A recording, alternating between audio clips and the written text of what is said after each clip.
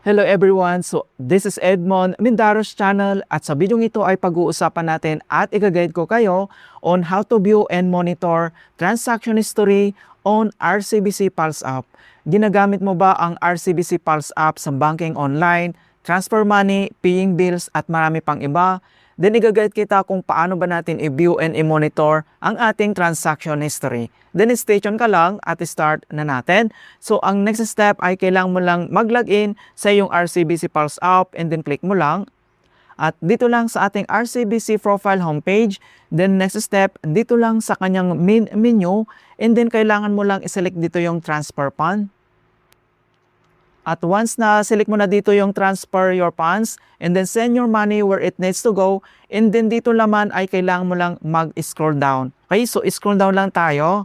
Ayan. So dito na sa manage transfer, so may dalawang option dito na pwede mong i-view, katulad ng schedule your transfer and the next. Ito yung tinatawag na transaction history.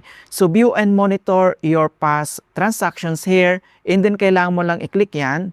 So dito naman sa transaction history, so nandito naman kung ilang days kung gusto mong ma-view yung past transfer sa iyong account. So may option dito na filter by transaction date, katulad ng 30 days, 60 days, 90 days, or select days to view. So nasa option mo yan kung ano yung isi-select mo dito.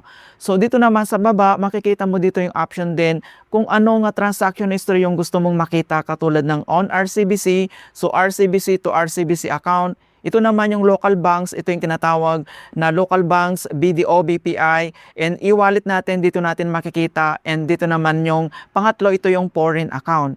So dito sa ating on RCBC, so since wala pa tayong transaction dito, isilik lang natin dito yung local banks. Ayan. So makita mo na dito yung completed natin na transactions. Kasama na dito yung ating e-wallet transfer. So nandito siya. Kung foreign account naman, i-select mo lang siya. Okay? So makikita mo dito na na-separate po sila kung ano yung transaction history ng bawat isa. Hindi po minsanan mga kaibigan.